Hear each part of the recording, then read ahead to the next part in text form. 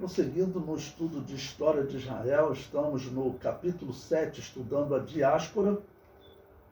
Estamos estudando o momento em que Jerusalém está cercada pelo exército romano e, claro, já não entra alimento, então a população está ficando com grande escassez, muita fome.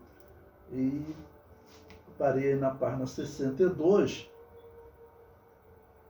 E agora eu vou mostrar aí alguns textos que descrevem exatamente como estava a briga, infelizmente, por alimento dentro de Jerusalém. Vamos lembrar que nesse período da história, estamos no ano 70 da era cristã, ok? Há cerca de 41 anos, há cerca de 40 anos, Jesus havia profetizado que Jerusalém seria destruída. Ele disse: quando vir de Jerusalém cercada, sabei que é chegada a sua desolação. Ok? Então, esse momento chegou. E agora eles estão no pior momento do cerco, né? Então o comentário diz: as mães tomavam o pão das mãos de seus filhos. A luta por alimento era tão ferrenha e envolvia tortura para que os moradores entregassem o que tinham. Para explicar a vocês, os trabalhadores, os guerrilheiros, né? Melhor colocar, eles tinham que estar lutando, então eles começaram a tomar alimento da população. E claro, eles tinham armas, a população não tinha armas. Então esses judeus revoltosos que estão organizando essa luta contra os romanos, eles agora estão presos também dentro das muralhas com o povo, e eles estão saqueando comida do povo para que eles consigam continuar preparados para a invasão romana, né? Bom, eu cito então Flávio Joséfo, veja como ele descreve esse momento.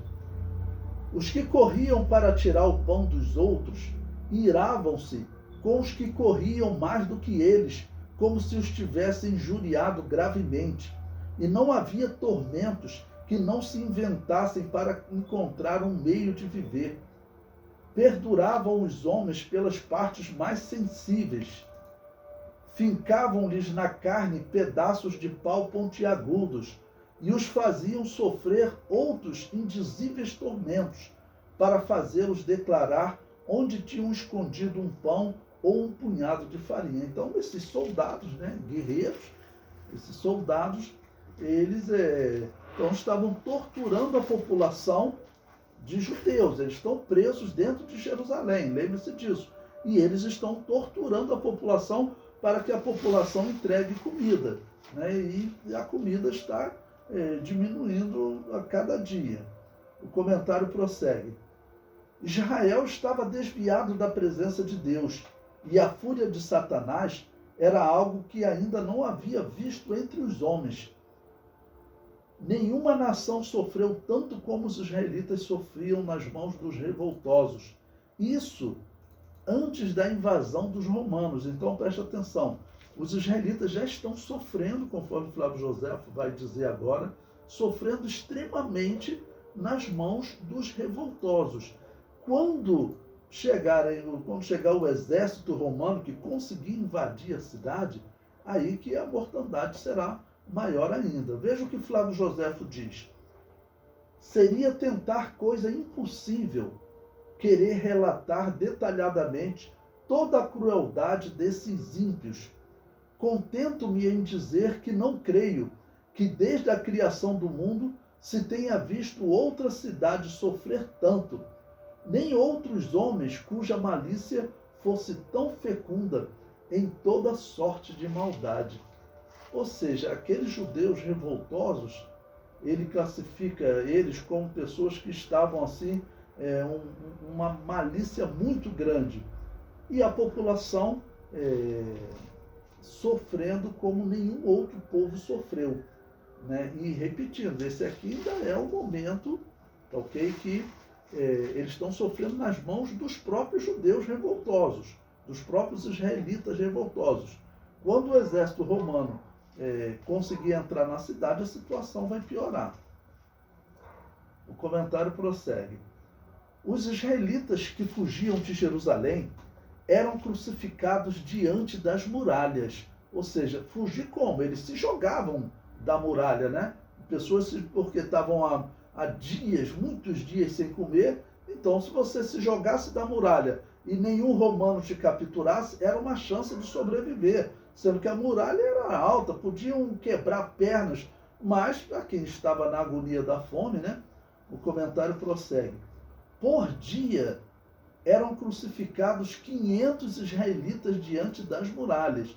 Esses são israelitas que estão tentando fugir, estão tentando escapar, porque dentro da cidade não tem mais o que comer e eles estão sendo presos e torturados e mortos por esses revoltosos, tá ok? Então eles tinham que se jogar das muralhas para tentar escapar. Mas o que ocorre?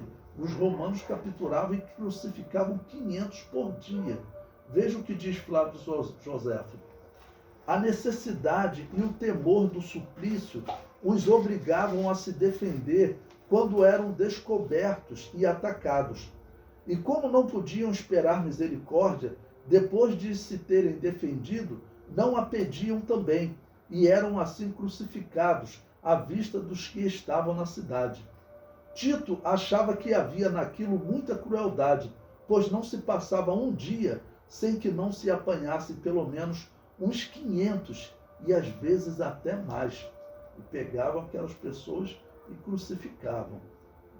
Aí coloquei aí uma imagem, uma ilustração, como eram feitos, né? Imagine 500 pessoas assim, em fileiras crucificados. Essa é uma ilustração, né, de israelitas crucificados naquele momento. E esse ainda é o momento do cerco da cidade. O comentário prossegue. O general Tito cortava as mãos de alguns capturados e os exibia para os que ainda estavam protegidos pelo terceiro muro. Este terceiro muro fora construído por Herodes Agripa entre 40 e 44 depois de Cristo, né? Ou seja, uns 30 anos, 25 para 30 anos antes. Ok? Então as pessoas estão sendo capturadas, também estão tendo as mãos cortadas. Normalmente eles não faziam isso, porque muitos judeus que forem escravizados aqui nesse momento, o que vai acontecer? Eles serão levados como escravos para trabalhar em Roma. Tá ok? Aqui está no ano 70. Nesse período, Tito vai começar a construir o Coliseu Romano. Tá ok? E quem vai ser usado como mão de obra escrava? Judeus capturados nessa guerra. Mas alguns, provavelmente, aqueles que não eram úteis para a guerra, a pessoa talvez de idade avançada ou muito nova, o que eles faziam? Eles cortavam as mãos. Então pense no que foi a matança que ocorreu. Sempre que eu chego nessa parte, eu lembro que quando nós estudamos história da igreja, nós sabemos que a igreja foi avisada, teve uma profecia, teve uma pessoa com dom de profecia, tá bom? Que anunciou que a igreja, todos os cristãos deveriam sair de Jerusalém, porque ela seria cercada, que iria se cumprir a profecia de Jesus, que Jerusalém seria destruída e ela seria pisada pelos gentios até que se completasse o tempo dos gentios.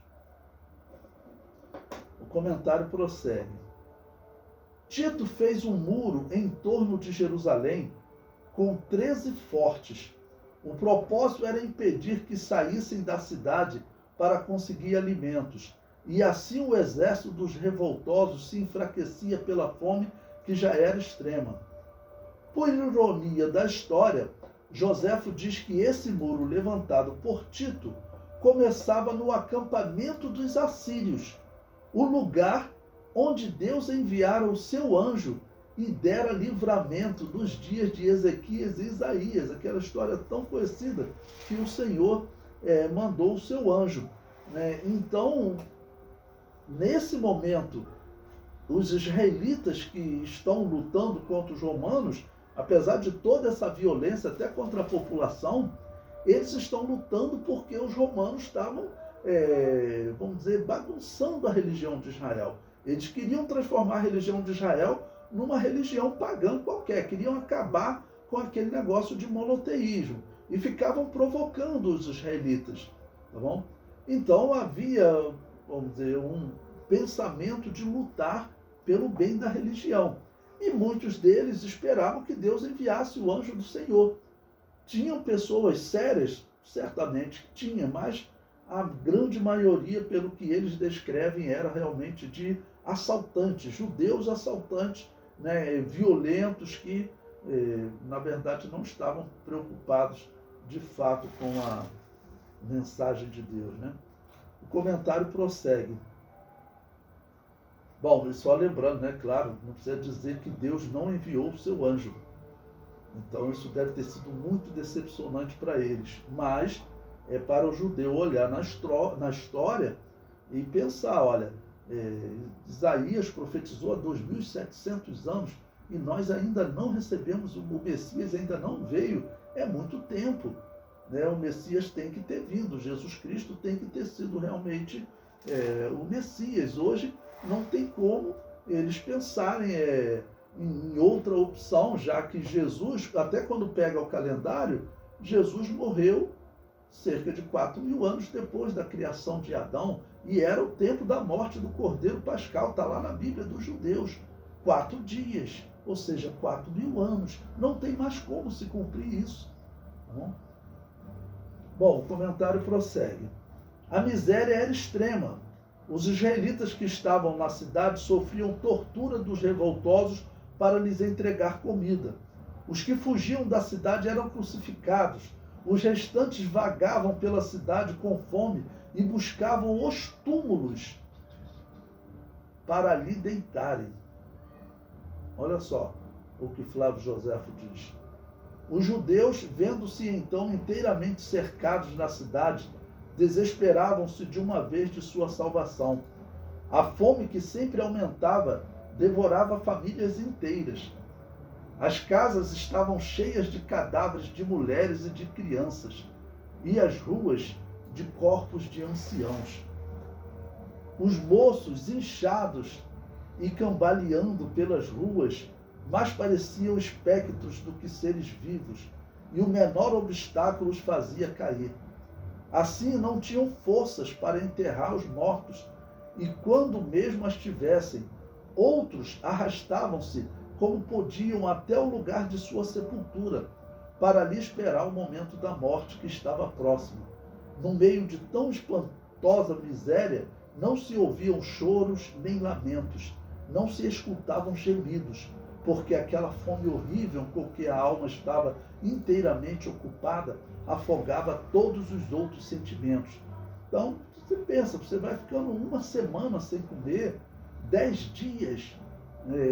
A ciência diz que o cérebro humano já para de funcionar, eu digo no seu raciocínio natural. Por isso que, por exemplo, no Antigo Testamento, e nós temos aqui também casos que as pessoas chegam a comer carne humana e chega a comer carne do próprio filho. Então, isso a ciência diz que o cérebro começa, depois de 10 dias, já começa a ter problema de funcionamento. E a comida acabando, as pessoas sem se alimentar, já não tinham força nem para gemer. Então diz que a cidade ficou num ponto de silêncio, né? Pensando tudo isso, que seria diferente se eles tivessem aceitado Jesus como Messias, né? O comentário prossegue. Os revoltosos debochavam do povo que perecia de fome. Enfiavam a espada no corpo dos famintos com a desculpa de testar se estava amolada. Os que morriam eram lançados sobre o muro da cidade. Até o mesmo general Tito sentiu compaixão de tanto sofrimento, né? Então ele via as pessoas morrendo lá e sendo jogadas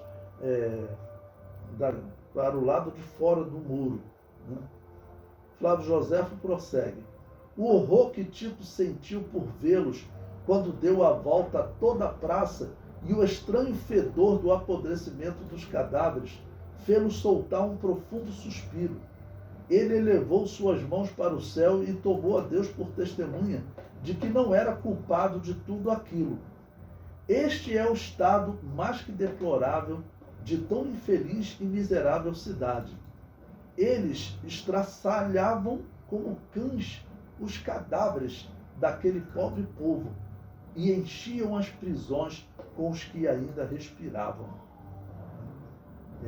Só uma nota aqui, a tradução do livro de Eusébio de Cesareia, de Flávio Joséfo, ele traduz aqui Deus com letra maiúscula.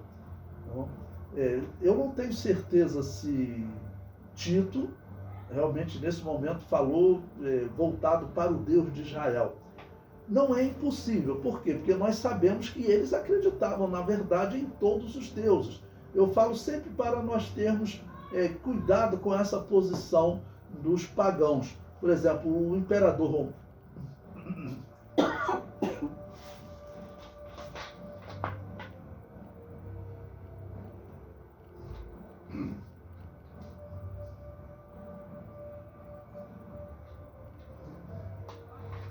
Desculpa. Sim, eu me engasguei aqui, desculpa. Prosseguindo. Então, o que ocorre? O imperador romano, ele normalmente mandava sacrifícios para ser feito ao Deus de Israel no templo de Jerusalém. Tanto que teve um momento que o sumo sacerdote rejeitou o sacrifício e criou um problema político tremendo. Então, eles mandavam alguma oferta, de alguma maneira, parecendo que eles criam. Mas eles criam no Deus de Israel, como eles criam também nos deuses dos gregos. Eles não aceitavam essa fé judaica de que existe apenas esse Deus. Então, na visão dos romanos, o Deus dos hebreus era só mais um Deus de uma cidade que havia sido vencido pelo Deus dos romanos. Porque o Deus dos romanos, Júpiter, ele era chamado de o Invicto, porque ele Claro, os romanos estavam vencendo todas as guerras. Depois Júpiter deixou de ser o Invicto. Tá bom? E também por uma outra questão. Lembre-se que nos dias de Flávio Joséfo não havia distinção de maiúsculo e minúsculo.